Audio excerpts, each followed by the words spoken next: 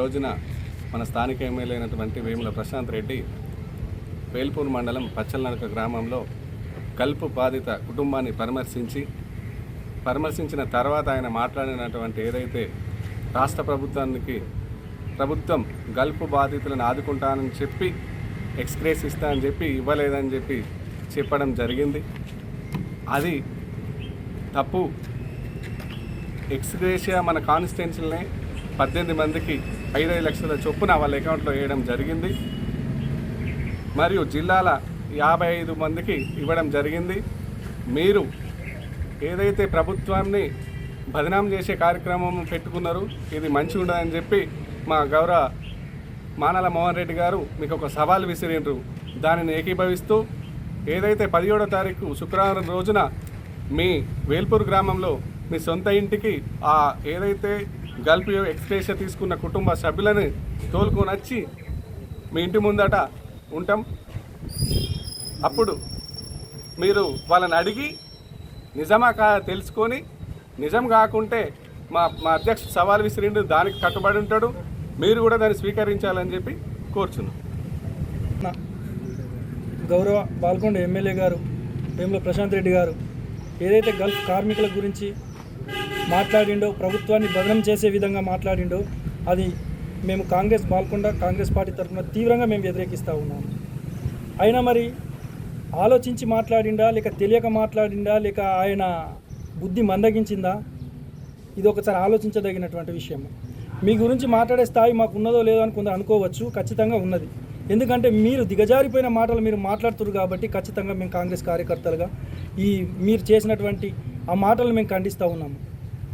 మీరు కావాలని పనిగట్టుకునే ఈరోజు కాంగ్రెస్ ప్రభుత్వం ఒక మంచి కార్యక్రమం అనేది చేసింది. ఎందుకంటే గల్ఫ్ కార్మికుల గురించి ఏ రోజు కూడా మీ ప్రభుత్వం పట్టించుకున్నదా? బొంబాయి బొగ్గుబాయి, దుబాయ్ బొగ్గుబాయి అని చెప్పి గల్ఫ్ కార్మికులను కేవలం ఓట్ల కోసం మీరు వాడుకున్న పరిస్థితి. కానీ మీరు వాళ్ళు నమ్మించి మోసం చేసిర్రు. కానీ ఈరోజు కాంగ్రెస్ పార్టీ స్వచ్ఛందంగా గల్ఫ్ కార్మికుల బాధలు తెలుసుకొని ఆ బాధలను తీర్చడానికి గల్ఫ్లో బాధపడుతున్నటువంటి వాళ్ళు అక్కడ వివిధ కారణాల వల్ల చనిపోయిన వారికి ఎక్స్గ్రేషియా రూపంలో వాళ్ళకు డబ్బులు అనేది ఇవ్వడం అనేది జరుగుతున్నది.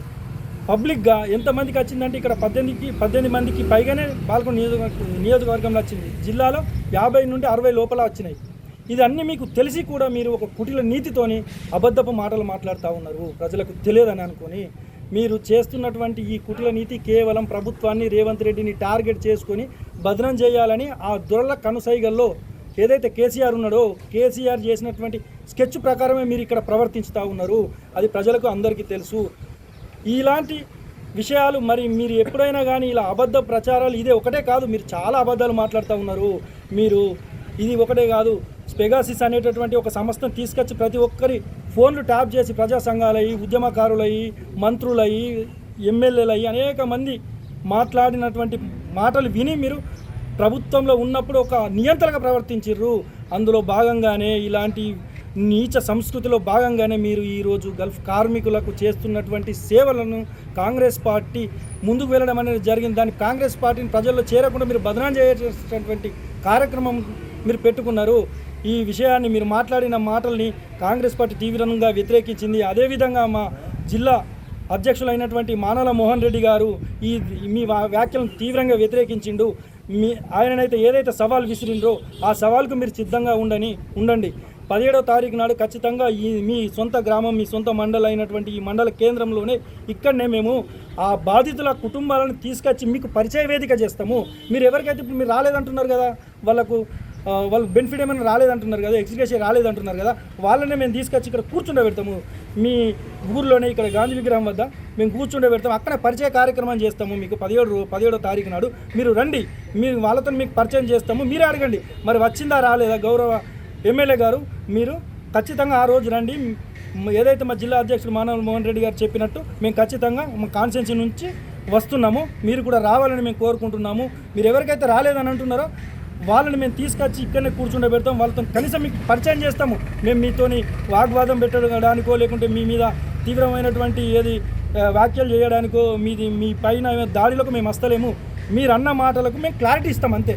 క్లారిటీ ఇచ్చి మీరు ఏదైతే అభాండం మా పైన వేసిరో, మా ప్రభుత్వం పైన వేసిరో, మేము అది మీరు వేసిన మాటల అభాండమే, అది తప్పని నిరూపించుకోవడానికే మేము ఏదైతే మా కాంగ్రెస్ పార్టీ ఎవరికైతే గల్ఫ్ కార్మికులకు ఏదైతే బెనిఫిట్స్ ఇచ్చిందో వాళ్ళని తోలుకొని వచ్చి మీ దగ్గర కూర్చోబెడతాం, మీరు దయచేసి రమ్మని మేము అంటున్నాము. మా గౌరవ అధ్యక్షులు ఏదైతే మా జిల్లా అధ్యక్షులు మానాల మోహన్ రెడ్డి గారు చెప్పినారో మా కాన్స్టిట్యున్సీలో ఉన్నటువంటి నాయకులు అందరూ వస్తారు, మా నాయకులు వస్తారు, ఇక్కడనే ఉంటారు, మీరు రండి అని మేము సవినంగా మేము కోరుతా ఉన్నాము. మరి ఒకవేళ మీరు రాలేదనుకో మీరు ఖచ్చితంగా మీరు చేసిన వ్యాఖ్యలు 100% తప్పు అన్నట్టు ఒప్పుకున్నట్టు ఉంటుంది. తప్పు అయినప్పుడు ఖచ్చితంగా ఇక్కడ రోడ్డు మీద ముక్కు భూమికి రాకండి. మీరు రాకుతారా? మరి మా తప్పు అయితే మేము రాకుతాం, మీరు చేసిన వ్యాఖ్యలు తప్పు అయితే మీరు రాకవలసి ఉంటుందని మేము ఇక్కడ బాల్కొండ నియోజకవర్గం తరఫున మేము డిమాండ్ చేస్తూ ఉన్నాము. ఎమ్మెల్యే ప్రశాంత్ రెడ్డి గారు మన పచ్చలాడుగుడకు వెళ్ళి గల్ఫ్ బాధితుల పరామర్శ కోసం వెళ్ళి ఆయన ఆ పరామర్శ చేయకుండా అక్కడ శివరాజకీయం చేసినట్లు ఆయన వివరించిండు. ఆ వివరంలో చాలా విషయాలు ఆయన మాట్లాడడం జరిగింది. అందులో గల్ఫ్ బాధితుల విషయంలో రాష్ట్ర ప్రభుత్వం గల్ఫ్ బాధితులను ఆదుకుంటాం, వరకు ఎక్స్గ్రేషియా ఇట్లా ఇస్తామని చెప్పారు. అది ఎక్కడ కూడా ఇయ్యలేరు, ఏదో తూతు మంత్రంగా అక్కడో ఇక్కడ ఇచ్చిందని చెప్పి వాళ్ళు మాట్లాడుతున్నారు. అది పూర్తిగా తప్పుడు. ఆయన నియోజకవర్గంలో ఇప్పటికే గల్ఫ్లో చనిపోయిన వారికి 18 మందికి ఇవ్వడం జరిగింది. దాంతోపాటు జిల్లాలో 55 మందికి రాష్ట్ర వ్యాప్తంగా కూడా ఇవ్వడం జరిగింది. అది ఆయన ఎక్కడైనా ఆయన అధికారుల దగ్గర కానీ సమాచారం తెలుసుకోకుండా పూర్తిగా ఆయన స్థాయి గతంలో మంత్రి చేసిండు, ఆయన స్థాయిని మరిచి అక్కడ వ్యవహారం చేసిండు. దాన్ని అట్లా కాకుండా మా జిల్లా అధ్యక్షుడు అప్పుడే మొన్ననే ఖండించడం జరిగింది.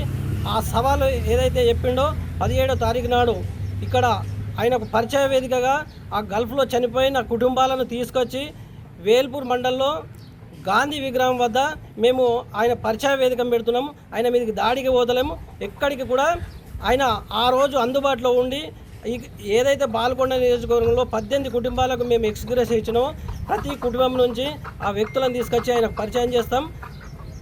ప్రశాంత్ రెడ్డి గారు ఆ సవాల్ను మీరు స్వీకరించి ఖచ్చితంగా ఆ రోజు అందుబాటులో ఉండాలని చెప్పి మీ మీడియా ద్వారా నేను వారికి విజ్ఞప్తి చేస్తూ ఉన్నాను.